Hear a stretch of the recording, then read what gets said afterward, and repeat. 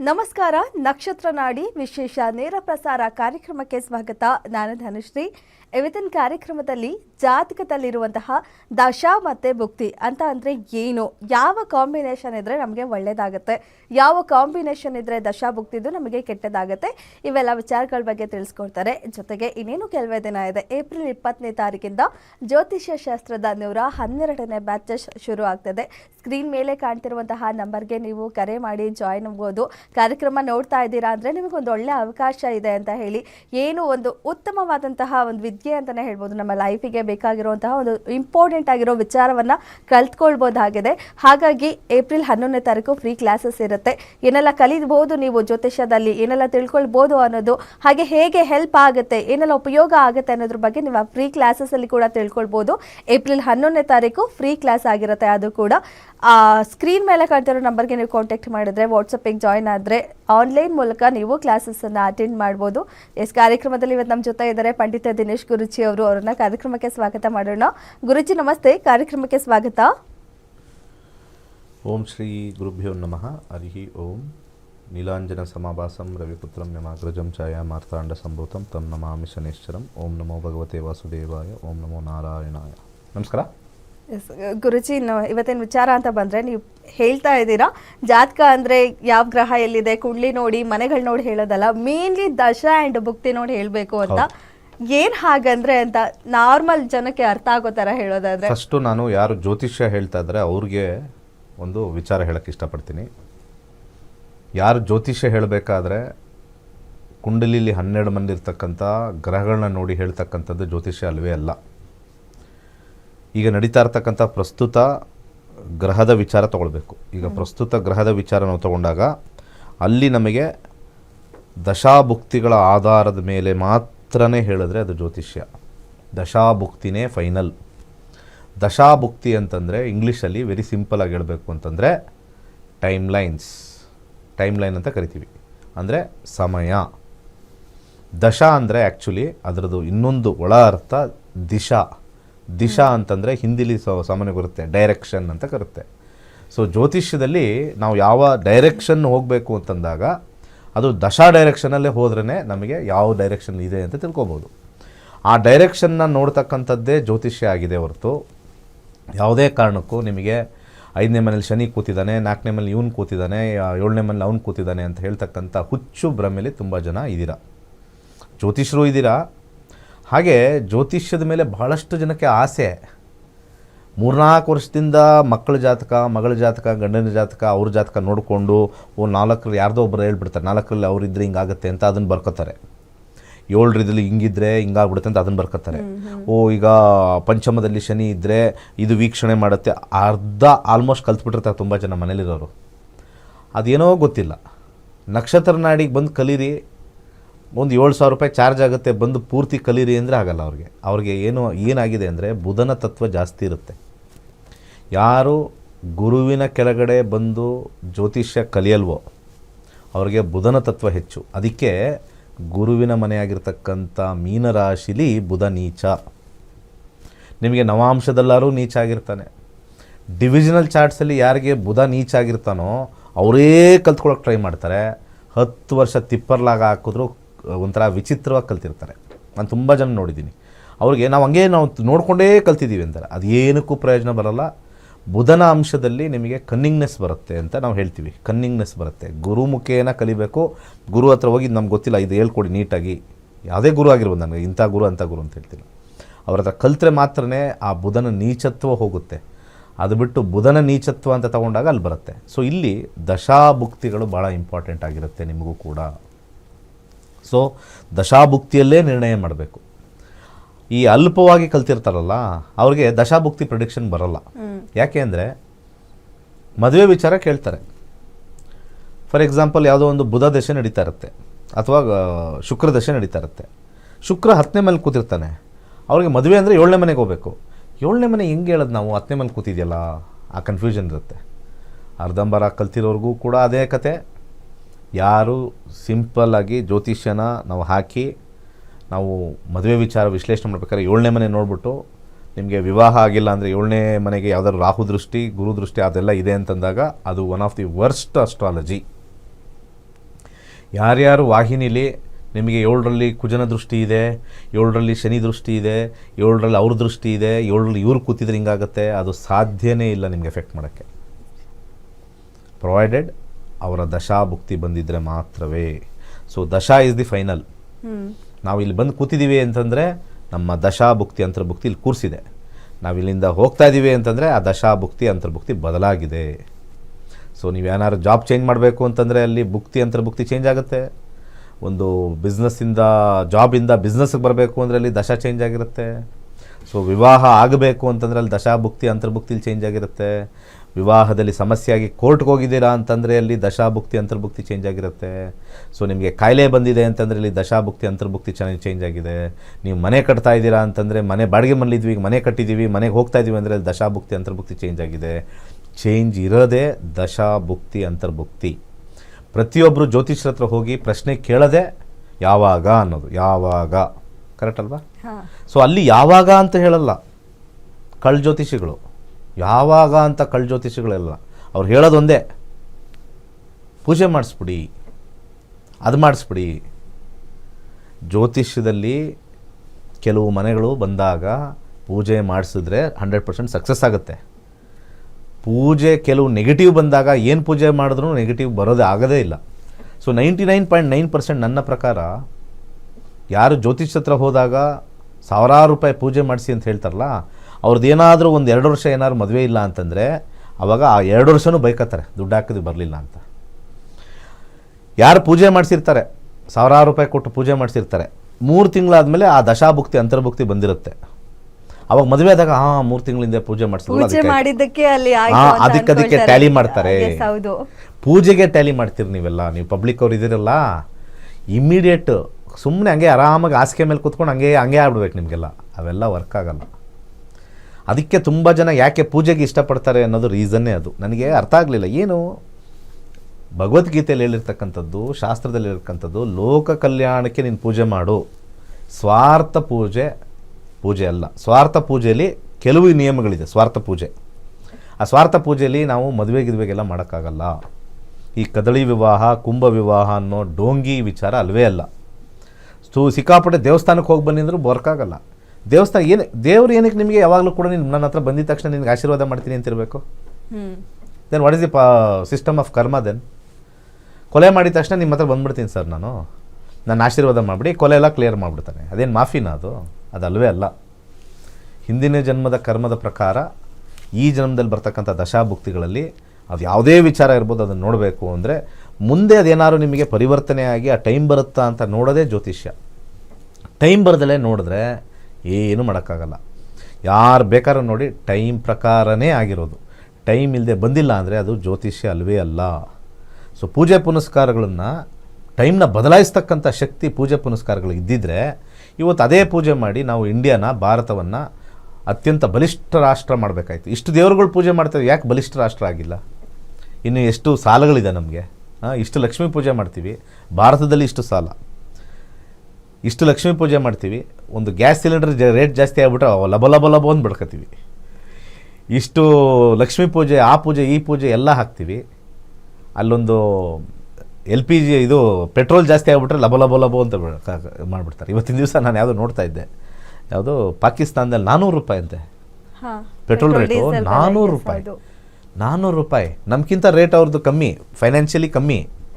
400 ರೂಪಾಯಿ ಕೊಡ್ತಾ ಇದ್ದಾರೆ ಅಂದರೆ ನನಗೆ ಆಶ್ಚರ್ಯ ಆಗೋಯ್ತು. ಇಲ್ಲಿ ನಾವು 100 ರೂಪಾಯಿ ಕೊಡೋಕೆ ಅಳ್ತಾ ಇದ್ದೀರ, 4ರಷ್ಟು ಕೊಡ್ತಾ ಇದ್ದಾರೆ.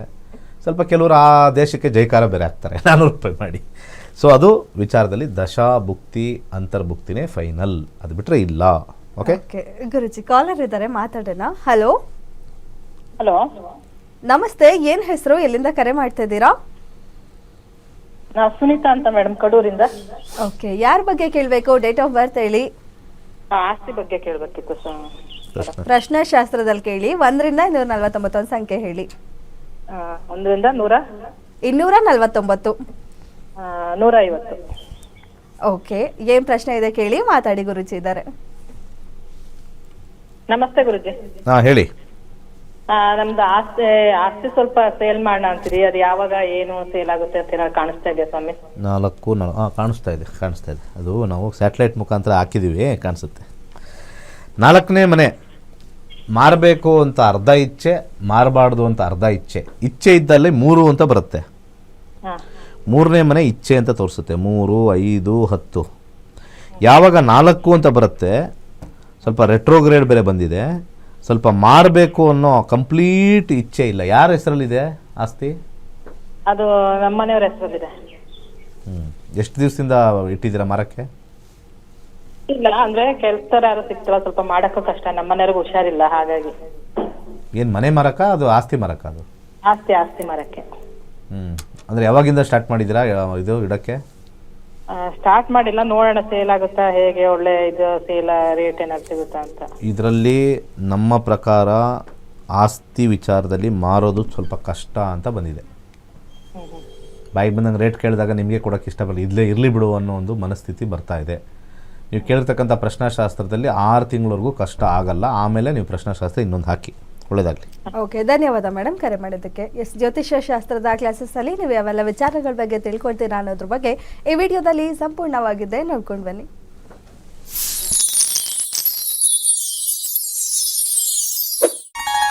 ಎಲ್ಲರಿಗೂ ನಮಸ್ಕಾರ. ವೈಜ್ಞಾನಿಕ ತಂತ್ರಜ್ಞಾನವನ್ನು ಒಳಗೊಂಡಿರುವ ನಕ್ಷತ್ರ ನಾಡಿ ಜ್ಯೋತಿಷ್ಯ ತರಗತಿಗಳಿಗೆ ಸುಸ್ವಾಗತ.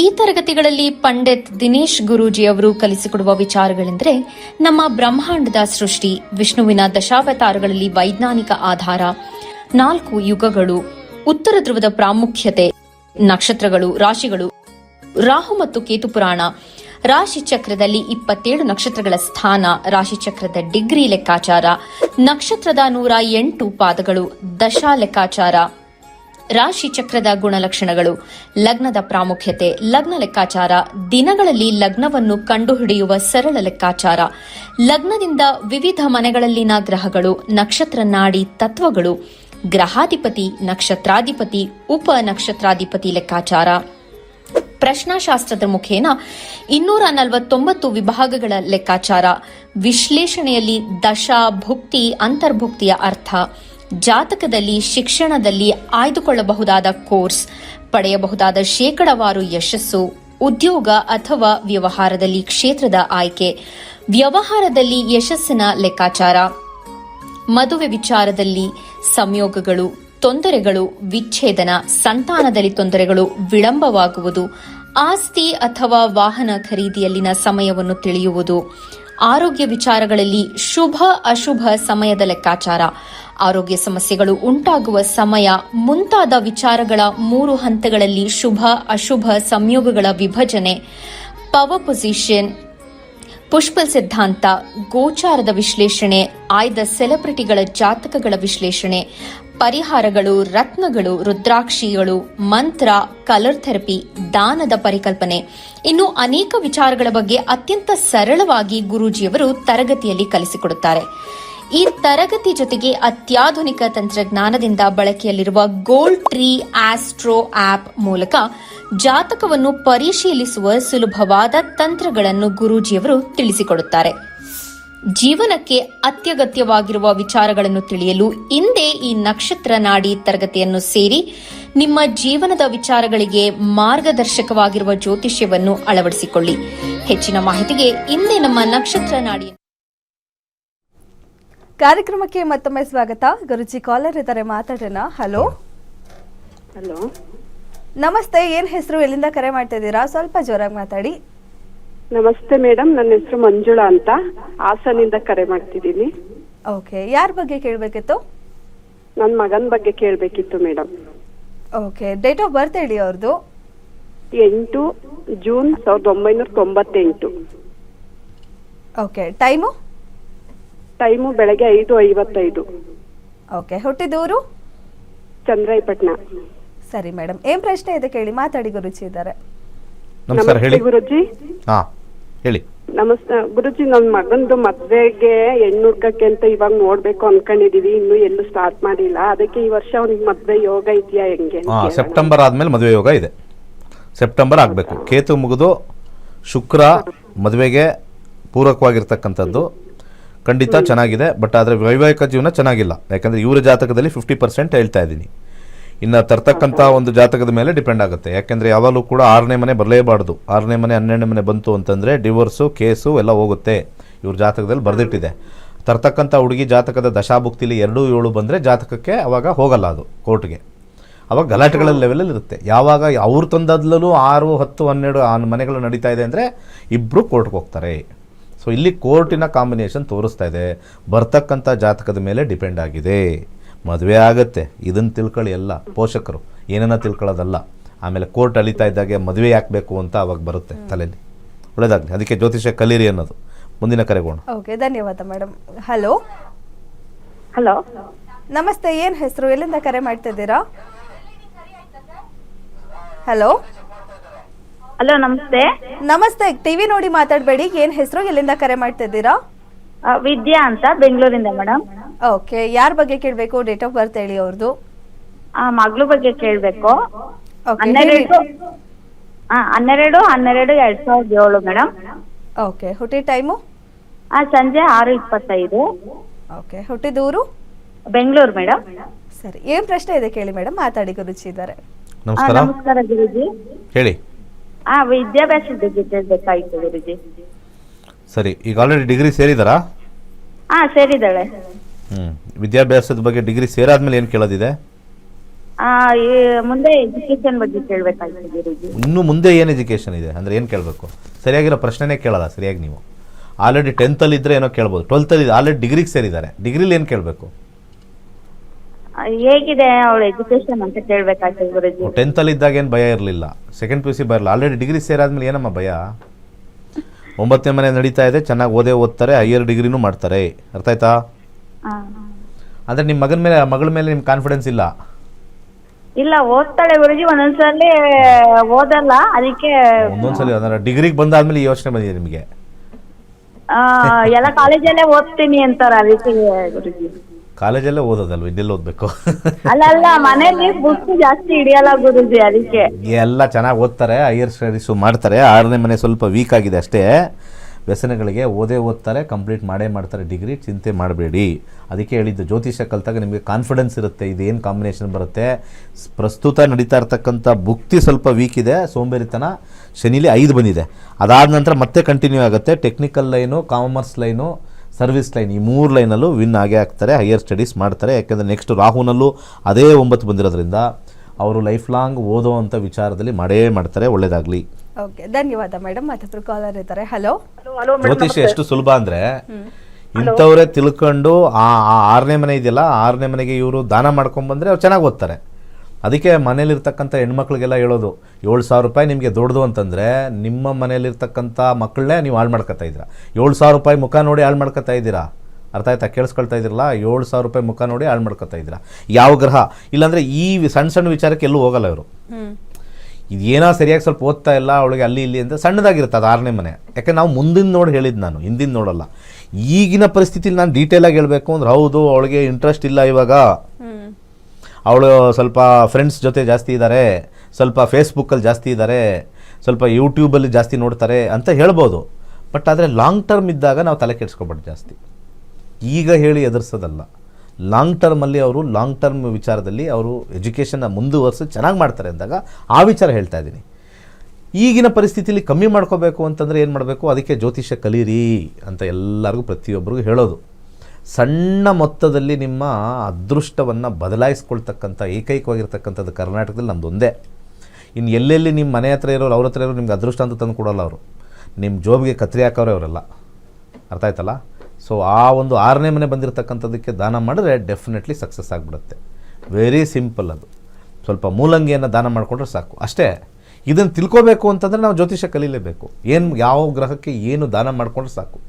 ದಾನ ಒಂದು ಮಾಡಿಕೊಂಡ್ರೆ ಬೇಕಾದಷ್ಟು ಅರ್ಧಕ್ಕರ್ಧ ಇದು ಕಮ್ಮಿ ಆಗಿಬಿಡುತ್ತೆ. ಅದಕ್ಕೆ ಹಳೆಯ ಕಾಲದಲ್ಲೂ ಅಷ್ಟೇ ಧಾನ್ಯಗಳನ್ನು ದಾನ ಮಾಡೋದನ್ನೇ ಹೇಳಿದ್ದು ಶಾಸ್ತ್ರದಲ್ಲಿ. ಇನ್ನೇನು ಯಾವ ಪೂಜೆ, ಕುಂಭ ವಿವಾಹ, ಆ ವಿವಾಹ, ಈ ವಿವಾಹ ಎಲ್ಲ ಯಾವುದೂ ಮಾಡಿಸಿಲ್ಲ ಹಿಂದೆ. ಈಗ ಉಟ್ಕೊಂಡಿರ್ತಕ್ಕಂಥದ್ದು ಬರೀ ಬೋಗಸ್ ಅದು. ಯಾರಾದರೂ ಕುಂಭ ವಿವಾಹ, ಕದಳಿ ವಿವಾಹ ಮಾಡಿದರೆ ಅದರಷ್ಟು ಬೋಗಸ್ ಇನ್ನೊಂದಿಲ್ಲ. ಅದು ಬರೀ ಬೋಗಸ್ ಪ್ರೋಗ್ರಾಮ್ಸ್ ಅದು. ಮುಂದಿನ ಕರೆಗೋಣ. ಇದ್ದಾರೆ, ಕಾಲರ್ ಇದ್ದಾರೆ. ಹಲೋ. ಹಲೋ ಮೇಡಮ್, ನಮಸ್ತೆ. ನಮಸ್ತೆ, ಏನ್ ಹೆಸರು, ಎಲ್ಲಿಂದ ಕರೆ ಮಾಡ್ತಿದ್ದೀರಾ? ಸಂಜನಾ ಮೇಡಮ್, ನಂದಿನಿ ಹೆಸರು. ಓಕೆ, ಯಾರ ಬಗ್ಗೆ ಕೇಳಬೇಕು? ಡೇಟ್ ಆಫ್ ಬರ್ತ್ ಹೇಳಿ. 10/12. ಓಕೆ 10/12/2013. Okay, time? ಹುಟ್ಟಿದ್ದು ಮಧ್ಯಾಹ್ನ 2:36. ಶಿವಮೊಗ್ಗ ಮೇಡಮ್, ಊರು ಶಿವಮೊಗ್ಗ ಮೇಡಮ್. ಏನ್ ಪ್ರಶ್ನೆ ಇದೆ ಕೇಳಿ, ಮಾತಾಡಿ ಮೇಡಮ್. ಹೆಲ್ತ್ ಮತ್ತೆ ಇದು ಎಜುಕೇಶನ್ ಮೇಡಮ್. ಯಾವ್ದಾರು ಒಂದು ಕೇಳ್ರಿ, ನಾನು ನಿಮ್ಗೆ ಏನು ಹೇಳ್ತಾರೆ ಇಷ್ಟೊತ್ತಿಗೂ ಬಡ್ಕೋತಾ ಇದ್ದೆ ಅಲ್ವಾ? Sir education sir. ಈಗ ತಾನೇ ಬಡ್ಕೋದೇ ತಾನೆ. 7,000 ರೂಪಾಯಿ ನಿಮಗೆ ಅತಿ ದೊಡ್ಡದು ಅಂತಂದ್ರೆ ಬಂದು ಕಲೀರಿ, ಇಲ್ದಾರ ಅಲ್ಲಿ ನಿಮ್ಮ ಮನೆ ಹತ್ರ ಹೋಗಿ ಟೋಪಿ ಹಾಕ್ಸ್ಕೊಳ್ಳಿ. ಅರ್ಥ ಆಯ್ತಾ? ಒಂದು ಕೇಳ್ಬೇಕು ನನಗೆ, ಕೋಪ ಬರ್ಸ್ಬಿಡಿ. ಯಾವ್ದು ಇಂಪಾರ್ಟೆಂಟ್ ಅದನ್ನು ಕೇಳಿ. ಇವರು ಎಜುಕೇಶನ್ ಕೇಳಿದ್ರೆ ಹೆಲ್ತ್ ಅಷ್ಟು ಇಂಪಾರ್ಟೆಂಟ್ ಇಲ್ಲ ಅಂತ ಅರ್ಥ. ಅಂದರೆ ಎಲ್ಲಿ ಚೆನ್ನಾಗೇ ಇದ್ದಾರೆ ಅಂತ, ಸುಮ್ಮನೆ ಏನೋ ಒಂದು ತಲೆನೋವು ಹೊಟ್ಟೆ ನೋವು ಬರ್ತಾ ಇರುತ್ತೆ ಅಂತ. ಯಾವುದಾದ್ರು ಒಂದು ಸ್ವಲ್ಪ ಸರಿಯಾಗಿರೋದು ಕೇಳಬೇಕು. 2049 ಕೂಡ 32 ಕೂಡ ಶನಿ ಇದೆ. ಶನಿ ದಶೆಯಲ್ಲೇ ಹುಟ್ಟಿರೋದು, ಹುಟ್ಟಿದಾಗಲೇ ಶನಿ ದಶೆ, ಈಗ ಇನ್ನೂ ನಡೀತಾನೇ ಇದೆ ಇವ್ರಿಗೆ. ಇನ್ನು 32 ಶನಿ ದಶೆ ಇರುತ್ತೆ. ಶನಿ ಕಾಂಬಿನೇಷನ್ ಎಜುಕೇಷನ್ ಏನು ಕೊಡ್ತಾನೆ ಅಂದರೆ ಓದೋದ್ರಲ್ಲಿ ಸ್ವಲ್ಪ ಕಮ್ಮಿ ಆಗುತ್ತೆ. ಯಾಕಂದರೆ ಯಾವಾಗ ರೆಡ್ ಬರುತ್ತೋ ಓದೋದ್ರಲ್ಲಿ ಆಸಕ್ತಿ ಅದೆಲ್ಲ ಸ್ವಲ್ಪ ಪುಷ್ ಮಾಡಬೇಕು ಜಾಸ್ತಿ ಅಂತ ಬರುತ್ತೆ. ಶನಿ ಆದಮೇಲೆ ಮುಂದೆ ಬರ್ತಕ್ಕಂಥ ಬುಧ ದಶೆ 32 ಆದಮೇಲೆ ಅತ್ಯುತ್ತಮವಾಗಿದೆ. ಯಾಕಂದರೆ ಇವಾಗ ಜಸ್ಟ್ 12 ವರ್ಷ ಆಗಿದೆ. 32 ಆದಮೇಲೆ 7 ಬರುತ್ತೆ. ಕಾಮರ್ಸ್ ಫೀಲ್ಡಲ್ಲಿ ಇವರು ಹೋದರೆ ಖಂಡಿತ ಚೆನ್ನಾಗಿ ಆಗ್ತಾರೆ. ಯಾಕಂದರೆ ಒಂದು ದಶೆಯಿಂದ ಇನ್ನೊಂದು ದಶೆ ನೋಡಿದ್ರೆ ಮಾತ್ರ ನಮಗೆ ಫ್ಯೂಚರ್ ಚೆನ್ನಾಗಿದೆ ಅಂತ ನೋಡ್ಬೋದು. ಬರೀ ಇದೇ ದಶದಲ್ಲಿ ಇವಾಗ ಓದ್ತಾ ಇಲ್ಲ ಅಂದಿದ ತಕ್ಷಣ ಅದು ಎಂಡ್ ಆಗಲ್ಲ ಲೈಫು. ಯಾವುದೇ ಒಂದು ದಶ ನೆಗೆಟಿವ್ ಬಂದ ತಕ್ಷಣ ಅದು ಎಂಡ್ ಅಲ್ಲ ಲೈಫಲ್ಲಿ. ಸ್ವಲ್ಪ ಚೆನ್ನಾಗಿ ಓದಬೇಕು ಮಾಡಬೇಕು ಅಂತಂದರೆ ಈ 3:10ಕ್ಕೆ ಸ್ವಲ್ಪ ದಾನ ಮಾಡಿಕೊಂಡು 8:4ಕ್ಕೆ ಸ್ವಲ್ಪ ದಾನ ಮಾಡಿಕೊಂಡ್ರೆ ಸ್ವಲ್ಪ ಸಮಸ್ಯೆ ಕಮ್ಮಿ ಆಗುತ್ತೆ. 8:4 ಇರ್ತಕ್ಕಂಥದ್ದು ಬುಧ ಬಂದಿರತಕ್ಕಂಥದ್ದು, ಆ ಹೆಸರು ಕಾಳನ್ನು ದಾನ ಮಾಡಿ ಡೆಫಿನೆಟ್ಲಿ ಸಕ್ಸಸ್ಸು ಆಗೇ ಆಗುತ್ತೆ. ಒಳ್ಳೆಯದಾಗಲಿ. ಹಾಗೆ ಬ್ಲ್ಯಾಕ್ ಕಲರ್ ಥ್ರೆಡ್ಡು ಬಲಗೈ ಕಟ್ಕೊಳ್ಳಿ. ಓಕೆ, ಧನ್ಯವಾದ ಮೇಡಮ್ ಕರೆ ಮಾಡೋದಕ್ಕೆ. ನನಗೆ ಈ ಕಾಲರ್ಸ್ಗಳು ಕಾಲ್ ಮಾಡಿದಾಗ ಅನಿಸುತ್ತೆ ಎಷ್ಟು ಪ್ರಶ್ನೆಗಳಿರುತ್ತೆ ಕೇಳೋದಕ್ಕೆ, ಎಷ್ಟು ಚಿಕ್ಕ ಚಿಕ್ಕ ವಿಚಾರಗಳು ಲೈಫಲ್ಲೆಲ್ಲ. ಅದು ಪ್ರತಿ ಪ್ರಶ್ನೆಗೂ ಪ್ರತಿ ಸರಿ ಕಾಲ್ ಮಾಡೋಕ್ಕೂ ನಿನಗೆ ಅನಿಸಿರೋದನ್ನ ಅವ್ರಿಗೆ ಅನ್ನಿಸ್ಬಿಟ್ರೆ 7,000 ರೂಪಾಯಿ ಎಂದು. ಹೌದು, ನನಗೆ ಕೆಲವೊಂದು ಪ್ರಶ್ನೆ ಆಯ್ತು, ಓಕೆ ಈ ಕ್ವಶನ್ ಕೇಳ್ಬೋದಾ ಅಂತ ಅನ್ಸುತ್ತೆ. ಬಟ್ ಪ್ರತಿ ಸರಿ ಕಾಲ್ ಸಿಗಲ್ಲ, ಎಲ್ಲಿ ಹೋಗೋ ಕೇಳಕ್ಕೂ ಆಗಲ್ಲ. ಅದ್ರಲ್ಲಿ ಗೊತ್ತಾಗುತ್ತೆ. ಈ ಕುತ್ತಿಗೆಗೆ ಬಂದಾಗ ಜ್ಯೋತಿಷ್ ಹತ್ರ ಹೋಗ್ತಾರೆ, ಆ ಕುತ್ತಿಗೆಗೆ ಬಂದಾಗ ಕುತ್ತಿಗೆಗೇನೆ ಕಟ್ ಮಾಡ್ಬಿಡ್ತಾರಲ್ಲಿ. ಭಾಳ ಡೇಂಜರ್. ಅವ್ರಿಗೆ ತುಂಬ ಜನ ನೋಡಿದ್ದೀನಿ, ಮಕ್ಕಳು ಜಾತಕ ತೋರಿಸಿದ ತಕ್ಷಣ ಇವ್ನಿಗೆ ಆಕ್ಸಿಡೆಂಟ್ ಕಾಂಬಿನೇಷನ್ ಇದೆ, ಎದುರಿಸೋದು ಫಸ್ಟು. ಯಾಕಂದರೆ ಮಕ್ಕಳಿಗೆ ಏನಾದ್ರು ಒಂದು ನೆಗೆಟಿವ್ ಹೇಳಿಬಿಟ್ರೆ ಫಸ್ಟು ಬರೋದೇ ತಲೆಗದು. ಜ್ಯೋತಿಷ್ಯಗಳನ್ನ ನಂಬ್ತಾರೆ ಜಾಸ್ತಿ. ಫಸ್ಟು ಹೇಗೆ ಮೋಸ ಆಗ್ತಾ ಇದೆ ಅಂತಂದರೆ, ಫಸ್ಟ್ ಎಂಟ್ರಾದಾಗ ಜ್ಯೋತಿಷ್ಯನ ನಂಬಲ್ಲ ನೀವು, ಜ್ಯೋತಿಷಿಗಳನ್ನ ನಂಬ್ತೀರಾ. ಅಲ್ಲಿ ಏನಾದ್ರು ಸಮಸ್ಯೆ ಆದಾದಮೇಲೆ ನೀವು ಜ್ಯೋತಿಷಿಗಳನ್ನ ಬಿಟ್ಬಿಟ್ಟು ಜ್ಯೋತಿಷ್ಯ ಸರಿ ಇಲ್ಲ ಅಂತ ಹೇಳ್ಬಿಡ್ತೀರ. ಕೊನೆಗೆ ನೀವು ಹೋಗೋದೇ ಜ್ಯೋತಿಷ್ಯನೇ ಸರಿ ಇಲ್ಲ, ಬರೀ ಸುಳ್ಳು ಅಂತ ಹೇಳ್ತೀರ. ನೀವು ಯಾರ್ಯಾರು ಪ್ರೋಗ್ರಾಮ್ ನೋಡ್ತಾರೆ, ಒಂದು 20 ಜನಕ್ಕೆ ಕಾಲ್ ಮಾಡಿ ನೋಡಿ, ಜ್ಯೋತಿಷ್ಯ ನೋಡ್ತೀಯ ನೀನು ಟಿ ವಿಲಿ ಅಂತ ಕೇಳಿ. 20 ಜನಕ್ಕೆ ಮಾಡಿ, 15 ಜನ ನಿಮಗೆ ತಲೆ ಕೆಟ್ಟಿದೆಯಾ ಅಂತಾರೆ. ನಿಮ್ಗೆ ಒಂದೇ ಒಂದು ಮಾತು ಹೇಳೋದು, ತಲೆ ಕೆಟ್ಟಿದೆಯಾ ಅಂತ. ಅಂಥ ಪರಿಸ್ಥಿತಿಗೆ ನಾವು ಹಿಂದೂ ಧರ್ಮದಲ್ಲಿ ಇದ್ದುಕೊಂಡು ದೇವ್ರ ಹತ್ರ ಹೋಗ್ತೀವಿ, ಗ್ರಹಗಳನ್ನ ಬೈತೀವಿ. ದೇವ್ರ ಹತ್ರ ಹೋಗ್ತೀವಿ, ಜ್ಯೋತಿಷ್ಯನ ಬೈತೀವಿ. ಇನ್ನು ದೇವರೇ ಗ್ರಹಗಳನ್ನು ಸೃಷ್ಟಿ ಮಾಡಿರೋದು, ಅದನ್ನು ಬೈಕೊಂಡು ಹೋಗ್ತಿರಲ್ಲ, ಎಲ್ಲಿಂದ ನಿಮ್ಗೆ ಆಶೀರ್ವಾದ ಸಿಗುತ್ತೆ? ಎಷ್ಟು ಜನ ಕಾಮೆಂಟ್ ಹಾಕ್ತಾರೆ, ಜ್ಯೋತಿಷಿ ಅದು ಸುಳ್ಳು, ಇದು ಸುಳ್ಳು, ಇದು ಸುಳ್ಳು, ಅದು ಸುಳ್ಳು ಅಂತೆಲ್ಲ ಹೇಳ್ತಾನೆ ಇರ್ತಾರೆ. ಕಾಮೆಂಟಲ್ಲಿ ಅದು ಕಾಮನ್ ಆಗಿ ಬರ್ತಾ ಇರುತ್ತೆ. ಸೊ ಜ್ಯೋತಿಷ್ಯ ಇರೋದು ಇದು ದುಡ್ಡು ದಂಧೆ ಅಂತಾರೆ. ಯಾವ ಬಿಸ್ನೆಸ್ ದಂಧೆ ಇಲ್ಲ. ಹೋಟ್ಲ್ ರೇಟ್ ಜಾಸ್ತಿ ಮಾಡಿದ್ರು ಹೋಗಿ ತಿಂತಾರೆ. ದೊಡ್ಡ ಯಾವುದೋ ಒಂದು ಬ್ರ್ಯಾಂಡ್ ಎಲ್ಲ ಹೋಟ್ಲ್ಗೆಲ್ಲ ಹೋಗ್ಬಿಟ್ಟು ದುಡ್ಡು ಎಲ್ಲ ಹಾಕಿ ಎಲ್ಲ ತಿಂತಾರೆ. ಒಂದು ಮಸಾಲೆ ದೋಸೆಗೆ 300 ರೂಪಾಯಿ 400 ರೂಪಾಯಿ ಕೊಟ್ಟು ತಿಂತೀರ. ಅವ್ನು ದುಡ್ಡು ಮಾಡ್ತಾ ಇದ್ದಾನೆ ಅಂತ ಹೇಳಲ್ಲ. ಯಾಕೆ ಹೇಳಿ? ಅದ್ಯಾಕೋ ಜ್ಯೋತಿಷ್ಯನೇ ದುಡ್ಡು ಮಾಡ್ತಾರೆ. ಯಾರು ಜ್ಯೋತಿಷ್ಯದಲ್ಲಿ ದುಡ್ಡು ಮಾಡಿ ಒಂದು 1,000 ಕೋಟಿ 100 ಕೋಟಿ ಆಗಿದೆ? ಯಾರ್ದು ಆಗಿಲ್ಲ. 100 ಕೋಟಿ ಆಗಿರೋದೇ ರಿಯಲ್ ಎಸ್ಟೇಟಲ್ಲಿರೋರು, 100 ಕೋಟಿ ಆಗಿರೋದೇ ಈ ಹೋಟ್ಲ್ ಇಟ್ಕೊಂಡಿರೋರು. ಅರ್ಥ ಆಯ್ತಾ? 100 ಕೋಟಿ ಆಗಿರೋದೇ ಈ ರಾಜಕೀಯದವ್ರಿಗೆ. ಯಾವ ಜ್ಯೋತಿಷಿ 100 ಕೋಟಿ ಮಾಡಿದಂತ ತೋರಿಸ್ಬಿಡಿ ನೋಡೋಣ. ಎಷ್ಟು ಜನ ಈ ರಾಜಕೀಯದಲ್ಲಿರೋ ಅವ್ರದ್ದೆಲ್ಲ ನೋಡಿ, ಎಲ್ಲ ಜ್ಯೋತಿಷರು ಒಂದು ತಕಡಿಲಿ ಹಾಕ್ಬಿಡಿ ಫುಲ್ಲು, ಯಾರ್ಯಾರು ದುಡ್ಡು ಮಾಡಿದಾರೆ ನೋಡಿ. ಸುಮ್ಮನೆ ಕಾಸು ಮಾಡೋಕ್ಕೆ ಅವೆಲ್ಲ ಸುಮ್ಮನೆ ತರಲೆ ಥರ ಮಾತಾಡ್ತಾರೆ ಜನ. ಇದರಲ್ಲಿ ಕಾಸು ಇದ್ದಿದ್ರೆ ಎಲ್ಲ ಇದಕ್ಕೆ ಬರೋರು. ಇಷ್ಟು ಕರಿತಾ ಇದ್ದೀನಲ್ಲ, ಒಂದೇ ಒಂದು ಮಾತು ಎಲ್ಲರಿಗೂ ಹೇಳ್ತೀನಿ. ಇಷ್ಟು 7,000 ರೂಪಾಯಿ ಜ್ಯೋತಿಷ ಹೇಳ್ಕೊಡ್ತೀನಿ, ಇದರಲ್ಲಿ ಕಾಸಿದೆ ಅಲ್ವಾ? ಹೇಳ್ತಿಲ್ಲ, ಕಮೆಂಟಲ್ಲಿ ಹೇಳ್ತಿರಲ್ಲ ಕಾಸಿದೆ, ದುಡ್ಡುಗೋಸ್ಕರ ಮಾಡ್ತಾರೆ ಅಂತ. ಆ ದುಡ್ಡುಗೋಸ್ಕರ ಮಾಡ್ತಾ ಇದ್ರೆ ದುಡ್ಡಿದೆ ಅಂತ ನೀವು ಅಂದ್ಕೊಂಡ್ಮೇಲೆ ನೀವು ಯಾಕೆ ಬರ್ತಾ ಇಲ್ಲ ಇಲ್ಲಿ ದುಡ್ಡು ಮಾಡೋಕ್ಕೆ? ಅಷ್ಟು ಈಸಿ ಅಲ್ಲ. ಜ್ಯೋತಿಷ್ಯದಲ್ಲಿ ದುಡ್ಡು ಅಷ್ಟು ಈಸಿಯಾಗಿ ಬರಲ್ಲ. ಎಲ್ಲೋ ಬೆರಳೆಣಿಕೆ ಒಂದು 4-5 ಜನ ಈ ಮೋಸ ಮಾಡಿ ದೇವ್ರ ಪೂಜೆ ಮಾಡಿ ಲಕ್ಷಾಂತರ ರೂಪಾಯಿ ಹೊಡಿತಾ ಇದ್ದಾರೆ. ಅಲ್ಲೂ ಕೂಡ ಶಾಸ್ತ್ರನ ಉಳಿಸ್ಬೇಕು ಅನ್ನೋ ಕೆಲಸದಲ್ಲಿ ನಾನು ನಿಂತಿದ್ದೀನಿ ಅಷ್ಟೇ. ಒಳ್ಳೆಯದಾಗಲಿ. ಸರ್ವೇ ಜನ ಸುಖಿನೋ ಭವಂತು. ಧನ್ಯವಾದ ಗುರುಜಿ. ಜ್ಯೋತಿಷ ಶಾಸ್ತ್ರದ ಕಲ್ತಿರುವಂತಹ 65,000 ವಿದ್ಯಾರ್ಥಿಗಳು ಗುರೂಜಿಯವರಿಂದ ಅವರ ಅನಿಸಿಕೆ ಅಭಿಪ್ರಾಯವನ್ನ ಹೇಳ್ಕೊಂಡಿದ್ದಾರೆ. ಇಲ್ಲಿದೆ ಇದಾಗಿತ್ತು ಇವತ್ತಿನ ವಿಶೇಷ ಕಾರ್ಯಕ್ರಮ. ನೋಡ್ತಾ ಇರಿ ಗ್ಯಾರಂಟಿ ನ್ಯೂಸ್, ಸುದ್ದಿ ಖಚಿತ, ನ್ಯಾಯ ನಿಶ್ಚಿತ. ನನಗೆ 2022ರಲ್ಲಿ ನಕ್ಷತ್ರ ನಾಡಿ ಬಗ್ಗೆ ಟಿ ವಿನಲ್ಲಿ ನೋಡಿ ಗೊತ್ತಾಯಿತು. ನನಗೆ ಜ್ಯೋತಿಷದ ಬಗ್ಗೆ ಆಸಕ್ತಿ ಇದ್ದಿದ್ದರಿಂದ ನಾನು ಕ್ಲಾಸಿಗೆ ಸೇರಿದೆ. 89th ಬ್ಯಾಚಲ್ಲಿ ಸೇರಿ ನಕ್ಷತ್ರ ನಾಡಿ ಬೇಸಿಕ್ಸ್ ಕಲಿತೆ. ನಂತರ ಹೈಯರ್ ಕ್ಲಾಸ್ ಅಂತ ಹೇಳಿ ನಾನು ಪರಾಶರ ಮತ್ತು ಎಲ್ಲ ಥರ ಜ್ಯೋತಿಷ್ಯನು ಪ್ರಶ್ನಾಶಾಸ್ತ್ರ ಎಲ್ಲವನ್ನು ಕಲಿತ ಮೇಲೆ ನಾನು ನನ್ನ ಬಗ್ಗೆ ಮತ್ತು ನನ್ನ ಕುಟುಂಬದ ಬಗ್ಗೆ ನಾನು ನೋಡಿಕೊಂಡಾಗ ನನಗೆ ನಿಜವಾಗ್ಲೂ ಭಾಳ ಖುಷಿ ಆಯಿತು.